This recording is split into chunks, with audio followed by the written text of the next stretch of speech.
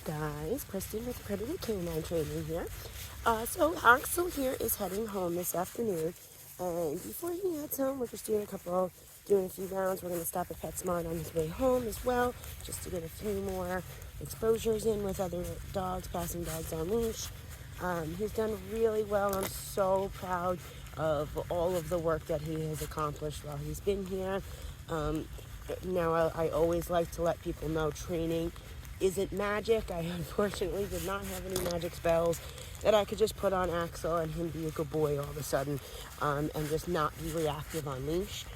I have showed him a new way to have a handler work with him and help him through stressful situations, and he has done that repetitiously now to the point that it's becoming a learned behavior, but it has not become a behavior. You have to remember I'm blanking on his age, but I want to say he's at least a year old. So he's had all of this time to build up these habits.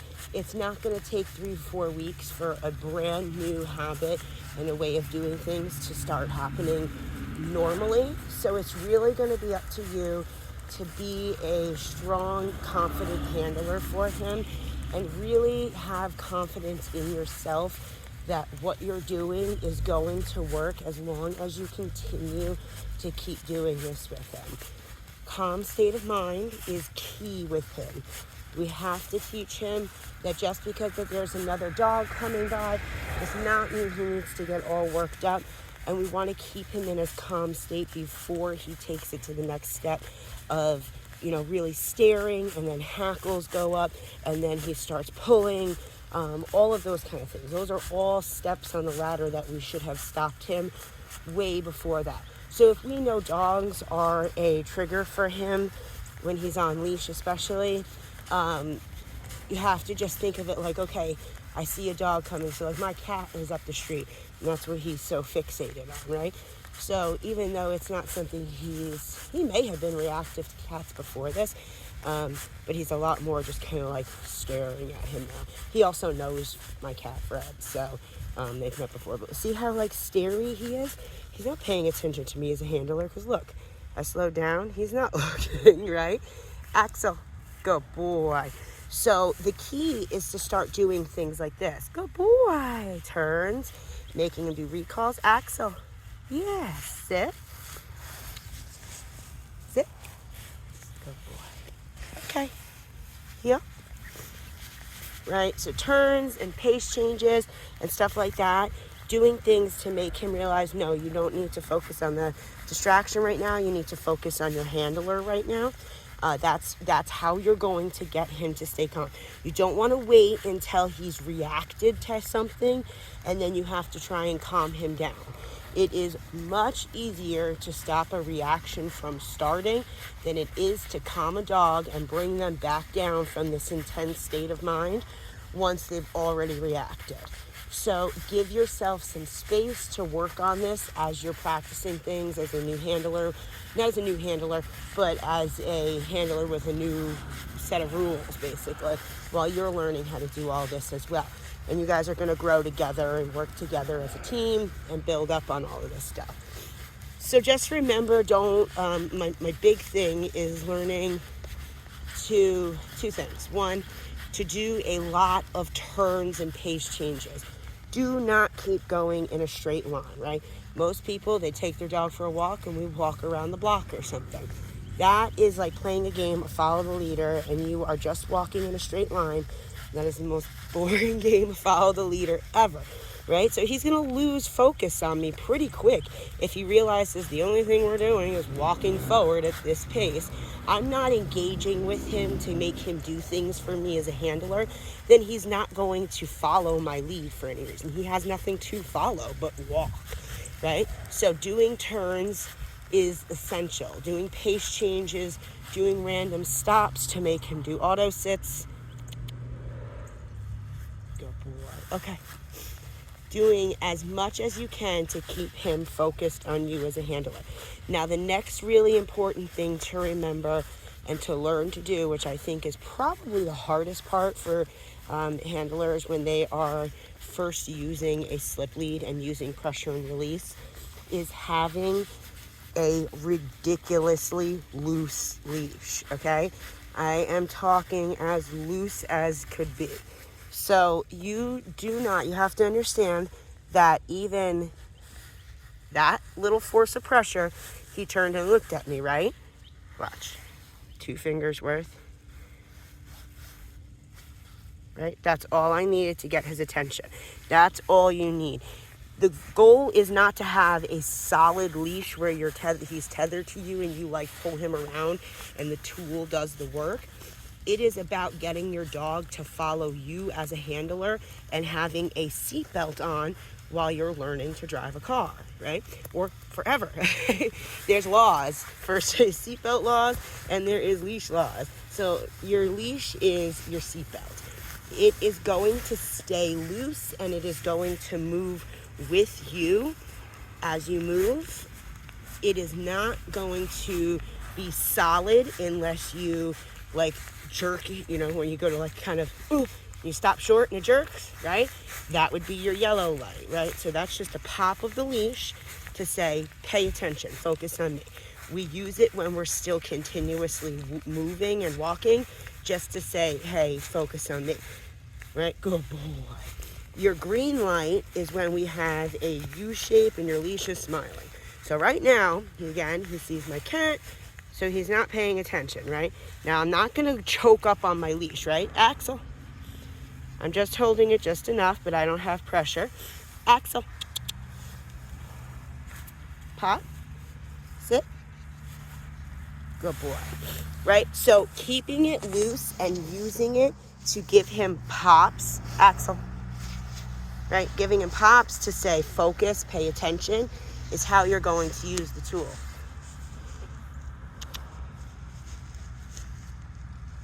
Leave it. Leave it. I've also been using leave it a lot with him. That seems to work. He kind of, So I'm not rewarding that behavior. He is being calm, but I'm going to have him do something else for me. This is where your high value treats come in handy because you have a high distraction, which is my cat or another dog or whatever it may be, and you have a way to get him to refocus on you. Sit. You have a way to get him to refocus on you again by having a high value treat that he doesn't get on a normal basis. If it's something that he gets all the time, it might not be as exciting and he's not going to be as inclined to want to stare and look at you again as opposed to looking at whatever the distraction is. So that's where your high value treats come in handy.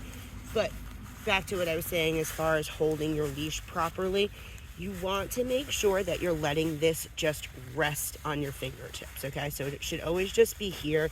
You're never going to close your fists. You're never going to see white knuckles. You're always just going to let it sit like this so that if he moves ahead, it's going to slide. You're not going to stop him. See, if I had closed my fist, it stopped him. And with just this amount of force, that's pressure, right? It doesn't seem like it's a lot, but that's pressure. And see, he's noticing it. And if we are using pressure as a form of communication, it has to mean something. So you have to understand that you are talking to him every time you apply pressure. You're saying, pay attention, right? Or you're saying, calm down. So with this, a lot of times people want to go to saying SIT. Notice in all of my videos, you'll never see me say that when we're doing pressure and release because we are not teaching him this means go into a sit stay. I am teaching him this means calm down. We just don't know that has happened as humans until we see a physical change and a more submissive pose, like a sit position. So we teach him that pressure stays on and saying calm down until he's relaxed and then pressure goes away. Now again, he's super focused on my cat, very Malinois. I mean, this is what they do. They are very hyper fixated on things. It's very normal. As long as he's calm and you can get his attention back onto you. I also don't have his e-collar on him right now. I forgot to charge it last night, so it's on charge right now. But that gives you a way to also pair a tap to his name to get his attention. And that's the whole point behind an e-collar as well, is strictly just to get his attention. That's what it's for. It's not to reprimand him for not doing what you've asked. You're not going to use it because he did something wrong. You're strictly going to use it. I said your name, you didn't pay attention. I said your name again. I said your name again. I said your name again. You know what I mean? Until he pays attention. So, look at you, so fixed on that cat. I mean, he's being calm, though. I can't really, I can't say he's doing anything wrong. We have zero pressure. He's very fixated, and if we can move forward and he can heal with me, Axel, you would think he's a statue. Right, so I'm going to break that focus. Axel. So I'm not going to start moving again. If I can't have his focus, good boy. If I don't have his focus while he's sitting here, I'm not going to have his focus when we start moving forward. So it's important if he's hyper fixated like that to get his focus. And really any time before you start moving to really know that you have his attention before you start moving. Because he can't follow you if he's not even paying attention to you, right? Easy.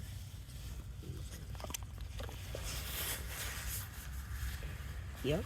So the first thing I'm going to do is I'm going to walk away from the cat at first. And we started... You're all tangled, mister. Okay. Okay. So the first thing I'm going to do is I'm going to start walking away from the cat. Right? He's trying to rub his face. Again, he's trying to take control of the situation by doing that. He's actually not big on even trying to get the transitional off of his face. He's doing that right now because he knows I have more control over him when I have that on, and it's not making him happy. So he's trying to take back control of the situation as soon as we start moving. So the first thing I did when I took off is I gave him a pop right away to say, no, focus on me. We're walking together right now. Don't focus on the cat. Now, that's not going to be every time. Every single time you take off, it should be loose as a goose, right? So it should always be, right, heel. You should never use pressure to start moving, right? Pressure can't mean red light and green light, right? That's teaching him it's okay to run a red light if you pull him when you start moving or when you're trying to get him to go around a turn. So if I pull him around that turn right there, I turned right, he didn't realize. And if I pull him and I close my fist up and go like that, that's teaching him run a red light, right? Pressure should mean stop, not go. So when you do that and you're moving and you turn right and he doesn't realize, you want to let go of your leash, release that tension, and give him a pop to say focus. My cat loves to stalk us. We're all the way up the street and he's stalking my neighbor's houses. Axel, off. Off. Good boy. Alright, so just using off or leave it to get him to understand we are not off timing on that, right? So as soon as he turned and tried to look back at the cat, I told him, no, we're not doing that. So your timing is everything with this. He's very smart. He knows exactly what you're off. Leave it. Good boy. It's right there. Good. So even though he's just quite just a snout ahead of me, just a touch ahead of me, I'm going to I want to slow him down. But you can see if I stop, he's focused. He's looking at me and he realized, oh, I gotta stop. But it's really up to you to set your red box, your red invisible box, which is going to go here, here, and here. So red lights are super duper duper important in the beginning when he first comes home. He knows that every time he gets here, here, or here with me, a red light's going to turn on and we don't get to move forward again. Off. Axel, off. We don't get to move forward again. Off. Leave it. Okay, so I'm going to get in front of him. My cat makes my life very good. Axel. So again, I'm not going to reward him for this, but I am going to get his attention. Right, so the cat's walking right behind us right now, and even though, good boy. Good. Come. Sit. Come. Come. So I didn't just like reward him right away, right? Because I don't want to like say leave it a bunch of times and he doesn't. So we stop and then I reward him, right? That's not going to help anything. But I made him do a few recalls and stuff to make him focus on me again. Axel. Yep. So yeah, really, like I was saying, the most important thing is to he does that, just give him a knee.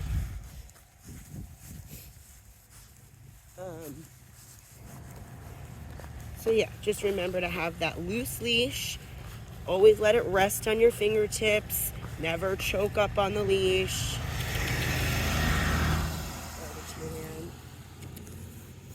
Excellent. Yeah. Just never choke up on that leash, and really make sure that you are doing things at the pace that you feel like you are ready to control. Don't see how he's going to do in situations and start testing the waters and go and take him to PetSmart tomorrow.